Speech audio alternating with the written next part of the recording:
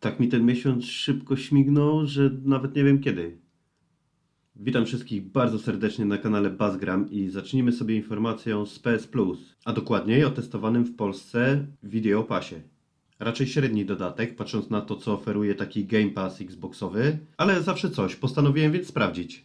Zwłaszcza, że pojawił się w nim serial Monsterland, który chciałem obejrzeć. I tu pojawia się małe ale. Posiadacze polskiego konta PSN, mieszkający za granicą, jak ja, nie mogą testować nowej usługi od Sony, gdyż ma ona regionalną restrykcję. Biorąc sytuację odwróconą, czyli mając angielskie konto PSN i chcąc używać w Polsce np. PS Now, nie ma problemu. Taki tip i troszkę gorzki żal, że nie wszyscy posiadacze polskiego konta PSN mogą w pełni korzystać z tego, za co płacą. Dobra, koniec tego marudzenia. Przechodzimy do wrapapapa. Wrześniowy wrapap growy.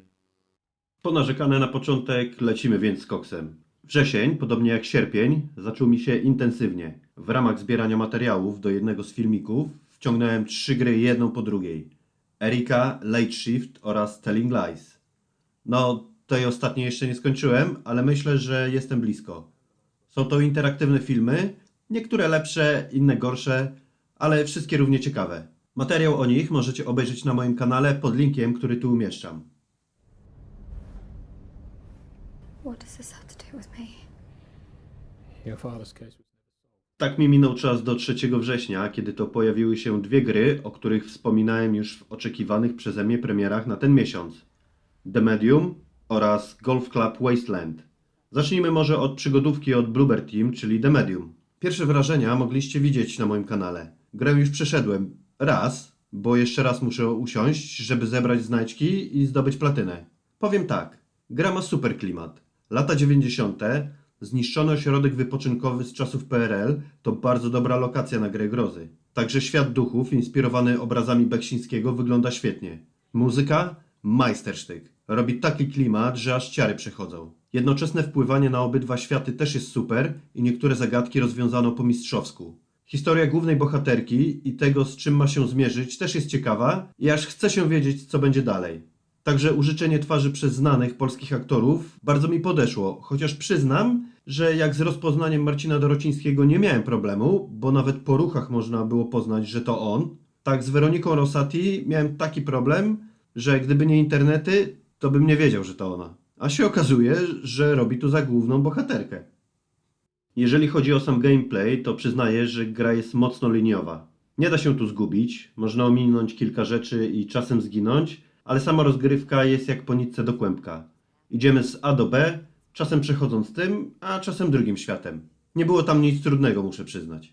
Gra trochę na tym traci, bo tak naprawdę w pewnym momencie szedłem już tylko po to, żeby dojść do kolejnej cutscenki, nie czerpiąc radości z samej rozgrywki. Nie zmienia to faktu, że gdyby Bloober Team zdecydowało się na wypuszczenie jakiejś limitowanej polskiej wersji, gdzie cała obsada mówiłaby po polsku i własnymi głosami i wszystkie znajdźki, plakaty i gazety miały tekstury z polskimi napisami, to bym się chętnie skusił.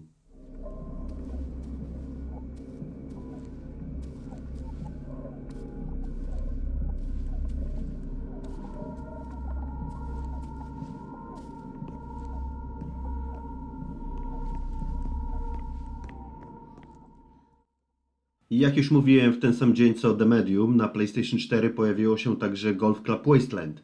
Przyznaję jednak, że nie poświęciłem tej grze jeszcze tyle czasu, na ile zasługuje, żeby ją porządnie ocenić. Zagrałem chyba tylko 2 krótkie sesje, ale wydaje mi się, że będę musiał zacząć od nowa, żeby móc zagłębić się w historię. Bo jest historia. Historia tego, jak doszło do dewastacji ziemi, a także historia naszego golfisty. Myślę, że słuchawki przy tej grze są obowiązkowe, bo dużą część historii poznajemy przez audycje radiowe i muszę powiedzieć, że czasem trudno mi się na niej skupić, próbując trafić piłeczką do dziurki. Muszę chyba znaleźć jeszcze ten odpowiedni balans między graniem a słuchaniem. Drugi sposób poznawania tego, co się wydarza i wydarzyło, to trafić do dołka jak najmniejszą ilością uderzeń, bo dzięki temu odblokowują się wpisy w dzienniku. Nad tym też muszę popracować. Jak tylko skończę to, co zajmuje mi obecnie bardzo dużo czasu, to siadam do golfa, obiecuję. Kilka dni później wjechały nowe gry na PS Plus. Overcooked w wersji na PlayStation 5 ze wszystkimi dodatkami oraz 2 gry w wersjach na PlayStation 4, Hitman 2 oraz Predator Hunting Grounds. Fanem Hitmana jakoś nigdy nie byłem, więc nawet nie sięgam. Powiem tylko, że jest sposób, żeby zagrać w część drugą w wersji podrasowanej do PlayStation 5 za darmo. Aby to zrobić, należy pobrać Hitman 2, a następnie pobrać Hitman 3 Starter Pack na PlayStation 5 i za darmo odebrać Hitman 3 Access Pass Hitman 2 Standard Edition. Jesus. Następnie na PlayStation 5 odpalamy Hitman 3 Starter Pack i wchodzimy w Hitman 2 i voilà, gramy w dwójkę w wersji PlayStation 5, czyli w 4K, 60 klatek na sekundę i featuresy DualSense'owe.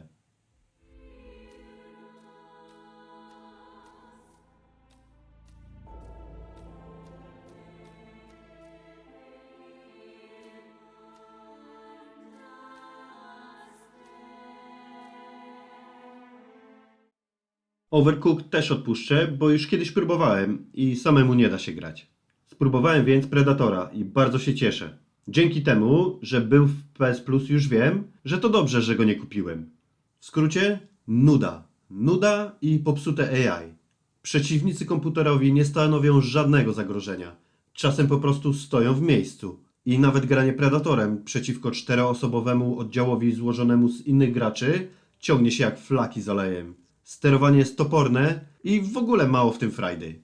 Moim zdaniem nie warto i gra już poszła precz z dysku.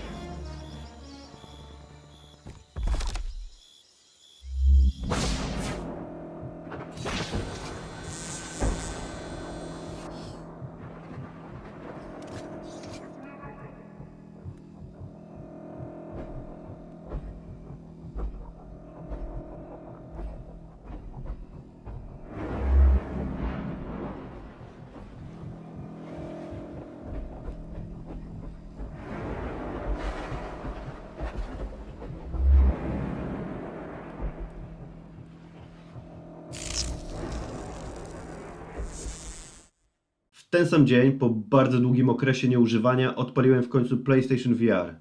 Chwilę wcześniej była spora promocja na gry VR, kupiłem sobie więc 3 tytuły. Gameplay z 2 z nich możecie obejrzeć na moim kanale, bo streamowałem rozgrywkę. Jedną z nich nawet ukończyłem na antenie. Okej, zacznę od tej, której jeszcze nie widzieliście i jeszcze nie odpaliłem, czyli Trainer VR. Budujemy modele pociągów i puszczamy po torach. Taka sandboxowa zabawa w sumie, pewnie, bo nie spodziewam się tutaj fabuły. Tytuł numer 2 to Walls of the Wizard. Też takie sandboxowe trochę, tyle że jesteśmy czarodziejem i czarujemy. Bardziej dla samego czarowania aniżeli czegoś więcej, chociaż zdarzają się elementy fabularne, jak przejście labiryntu, czy próba rozwiązania kilkuetapowej zagadki, pojawiającej się w różnych miejscach. To ostatnie przysporzyło mi trochę kłopotu, ale dzięki internetom udało mi się ją rozwiązać. A co się nagimnastykowałem podskakując, to moje. O, jest! Jest, udało się! Posed as if he owns the world. This dark creature. Tytuł trzeci dostał ode mnie mało znaczącą odznakę popeliny, a był to Cave Digger. Wsiadamy do windy, kujemy w skale i jak nam niedopracowanie mechaniki gry pozwoli, to zbieramy minerały i tak przez 3 poziomy. Później wracamy na górę, dostajemy hajs za wykopki, kupujemy nowy sprzęt i wracamy na dół. W pewnym momencie gra zaczęła robić się strasznie nudna i coraz bardziej niedopracowana. A po tym, jak osiągnąłem niespodziewane, ukryte zakończenie gry, to już w ogóle szlak trafił wszystko i już nawet nie mogłem zagrać, bo utknąłem w teksturze i tyle. Zresztą, jak chcecie zobaczyć więcej tego dziadostwa, to zapraszam do obejrzenia streama.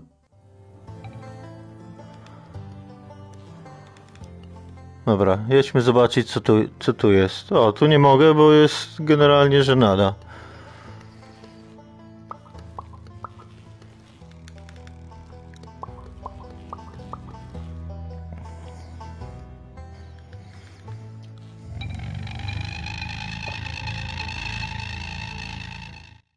A później było jeszcze jedno doświadczenie VR, czyli Never Out. Szczerze powiedziawszy, to nawet nie wiedziałem, że to mam, bo ikona Never Out jest bardzo podobna do ikony innej gry The Bridge.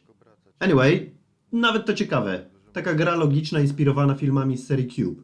I jak kilka pierwszych poziomów nie stanowi wyzwania, to już później nie jest tak łatwo. Chociaż przyznam, że już pod koniec grania to największym wyzwaniem było nie puścić pawia. Już mi się trochę sprzykrzyło dziwne i niedopasowane sterowanie, a i obracanie kostką zrobiło swoje.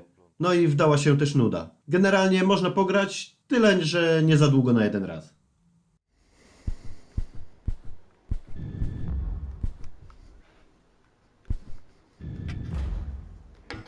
O, nowe. A cóż to za portal? Aha, okej. W międzyczasie ogrywałem sobie dalej Treasure Hunter Simulator. Po zmontowaniu i opublikowaniu materiału na temat tej gry na nowo się wkręciłem i nie mogłem się oderwać. Tak długo szukałem skarbów, aż wydobyłem platynowe trofeum.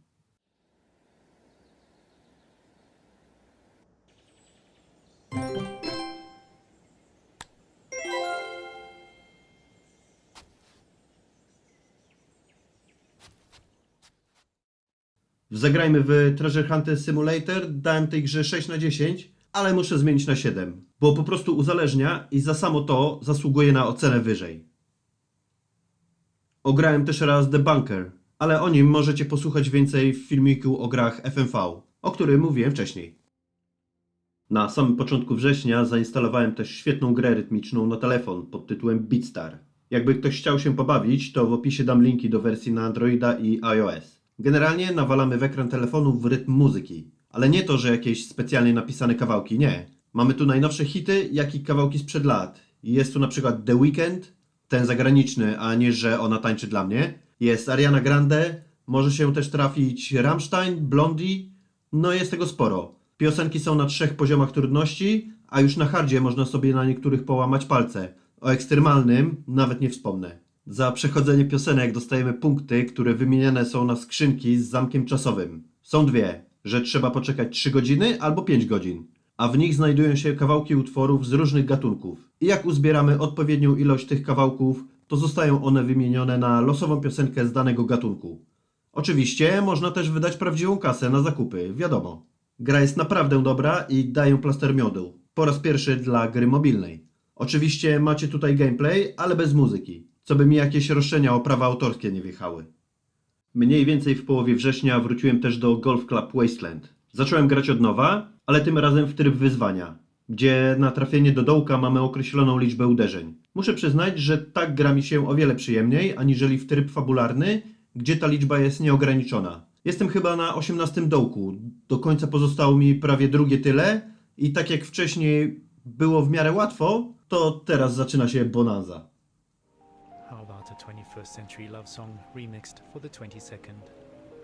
Who's watching who? Espionage or true love? I guess we'll never really be quite sure.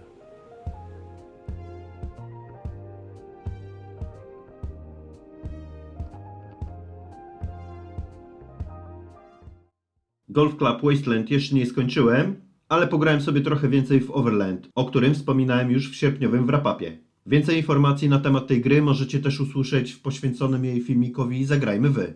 Do tej pory rozgrywkę zakończyłem 2 razy. Raz dojeżdżając do końca trasy i raz decydując się nie przedłużać mąk moich bohaterów i dać im w spokoju zginąć gdzieś w połowie.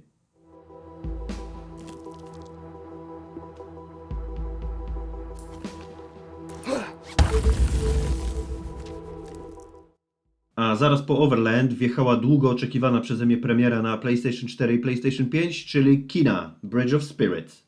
Jejciu, ale ta gra jest super. Wygląda świetnie, muzycznie też jest rewelacja. Czasem są nawet kawałki, które kojarzą mi się z wyśmienitym soundtrackiem Zakiry. I mimo, że jest sporo wtórności, bo w zasadzie robimy ciągle to samo, to jakoś tego nie czułem podczas gry. Zachwycałem się za to tym, jak ta gra wygląda. A wygląda bardzo ładnie.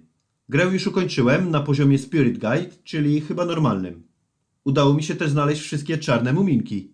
Chociaż z ich szukaniem miałem pewien problem, bo przez małe glicze w podpowiedziach szukałem ich w złych miejscach. Miałem też problem z walką, ale nie przez to, że jakieś błędy były, tylko przez to, że bije mi od niej taki soulsowy vibe. Uniki i parowanie są mocnym elementem. I przez to na przykład na pierwszym bossie prawie zarzuciłem grę. Ale udało się, a później jest już o wiele łatwiej. Nawet potyczka z finałowym przeciwnikiem nie sprawiła mi tyle problemów, co z tym pierwszym. Żeby zdobyć platynę, będę musiał przejść grę na najwyższym poziomie. Czy to zrobię? No raczej nie. Dobrze się na niej bawiłem i przy tym zostańmy.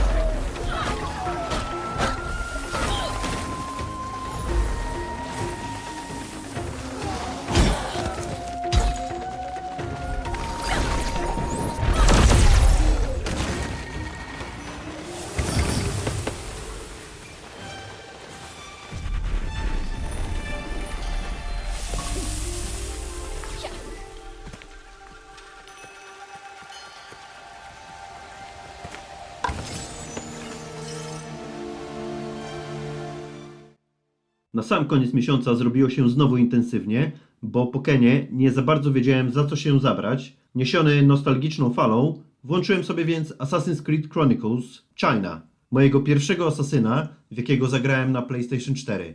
I mimo, że o tej trylogii w 2D nie za dużo się mówi, to uważam, że jest całkiem spoko. Wygląda ładnie, dzieje się dużo i ciekawie rozszerza uniwersum AC.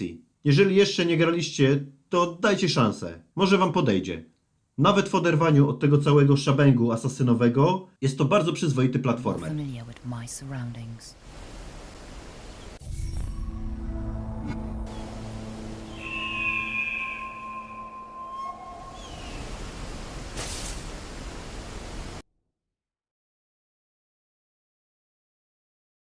Ale że jestem graczem wciąż poszukującym nowej rozrywki, to od razu zainstalowałem sobie jeszcze grę Stranded Deep, która była dodana do PS Plus chyba 2 miesiące temu? Nawet nie mam z tego footage'u, bo po 15 minutach wyłączyłem i odinstalowałem. No chyba jednak nie jest dla mnie ten tytuł, mimo że czasem lubię sobie odpalić jakiegoś survivala. I właśnie w związku z tym, że czasem lubię oraz dlatego, że wjechała nowa promka na PlayStation Store, to kupiłem sobie polskie Green Hell i od razu jest lepiej. Nie licząc tego, że w pierwszym podejściu rzuciłem nożem w kapibarę, która nie tylko nie padła trupem, ale także uciekła z moim jedynym narzędziem, a ja umarłem z głodu i pragnienia, to o niebo lepiej. Ale niedługo siadam do tej gry jeszcze raz. Mało mi było.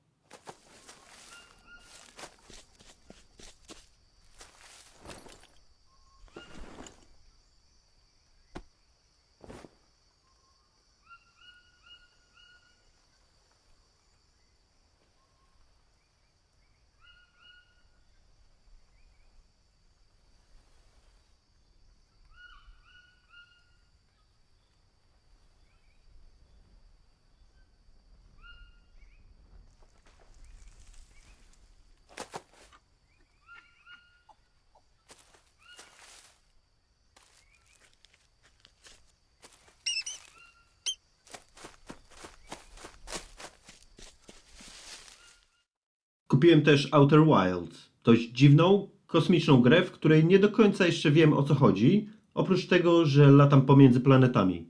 No ale pograłem tylko jakieś 10 minut może, z czego 9 spędziłem rozmawiając z tubylcami na swojej planecie, więc no nie spodziewajmy się, że opowiem tutaj o niej nie wiadomo co. W końcu trzecią grą, jaką na tej promce sobie wybrałem, jest coś dziwnego jak dla mnie. Jako że od czasu do czasu lubię sobie wyjść z mojej strefy growego komfortu i spróbować nowych doznań, to za niecałe 50 zeta chwyciłem Ace Combat 7. Będzie latane samolotami. Jeszcze nie wiem kiedy, bo nie odpaliłem, ale będzie. I działa również pod VR, więc sprawdzę, może będzie ok i nie puszczę pawia. W sumie grałem już w Eagle Flight oraz Rush VR i grało mi się dobrze. Żadnych mdłości i zimnych potów. Kto wie, może zrobię z tego nawet streama? Niekoniecznie w VR jednak. I żeby zakończyć wrzesień z przytupem, to 30 wpadły same super rzeczy. Zacznijmy od prezentów, jakie dostałem. Najpierw gra na PlayStation 5. Wersję PlayStation 4 grałem, jak się okazało, 3 lata temu już. I już zapomniałem, jak świetnie się przy niej bawiłem. Mowa tu o ekskluzywie na konsolę Sony, czyli Spider-Manie. Dostałem teraz wersję Ultimate, więc mam i zremasterowaną podstawkę wraz z dodatkami oraz Miles Morales, który też traktuję bardziej jako samodzielny dodatek aniżeli osobną grę. W Milesa nie grałem, więc bardzo chętnie sięgnę, ale najpierw przejdę sobie podstawkę po raz kolejny. Już zacząłem nawet i wróciła mi frajda z huśtania się na pajęczynie po Nowym Jorku. Gdyby nie to, że jest to remaster nie tak starej gry, to pewnie bym dał jej plaster miodu. Ba, mogłaby nawet powalczyć o tytuł gry roku. Ale że jest to tylko podrasowana wersja z PlayStation 4, to nie dostanie. Zobaczymy, może Miles się załapie, chociaż na dodatek roku. Wraz z pająkiem dostałem też 2 gry paragrafowe. Nie na żadną konsolę, normalnie legitne książkowe gry paragrafowe. I do tego oparte o opowiadania Lovecrafta, czyli Zew Cthulhu oraz W Górach Szaleństwa. Jaram się nimi strasznie, są bardzo ładnie wydane, mają świetne ilustracje, no i jest to Lovecraft, więc czym tu się nie jarać. Zew Cthulhu już raz zagrałem, że tak powiem, i przyznam, że nie skończyło się to tak, jak przewidywałem. Dziękuję bardzo za te prezenty, są mega super, bardzo mi się podobają. Udało mi się także dorwać coś, czego dawno w sklepach nie widziałem, a na internetach chodzą po jakieś horrendalne sumy. Znacie taką grę Starlink od Ubisoftu? To był taki tytuł, który zaliczył straszną wtopę, a to przez to, że gra była dość uboga w historię i gameplay oraz dość wysoką cenę i miała taki bajer jak dokupowane osobno statki, bronie i pilotów w postaci plastikowych zabawek, które też tanie nie były.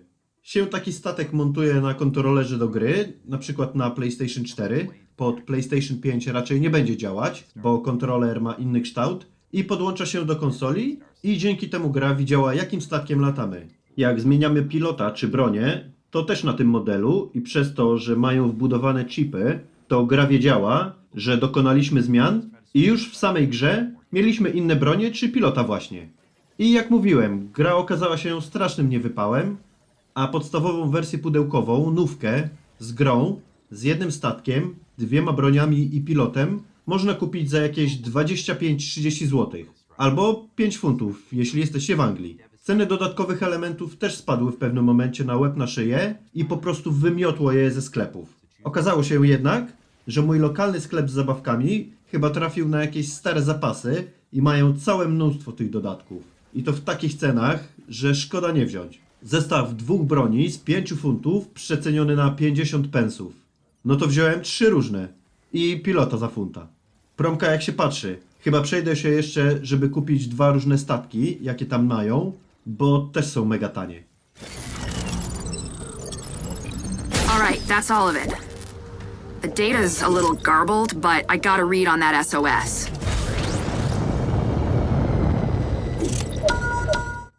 I na koniec dnia przyszła do mnie jeszcze gra, której spodziewałem się dopiero 1 października, czyli fizyczna kopia Chernobylite, wraz z taką małą mapką i kodem na cyfrowego artbooka i cyfrowe pocztówki. Przyznam, że wielkość i jakość mapy trochę mnie rozczarowały, ale nic to. Gra jest i pewnie widzieliście już gameplay, zanim w ogóle wyszło to podsumowanie. Trochę spóźnione zresztą, ale jest.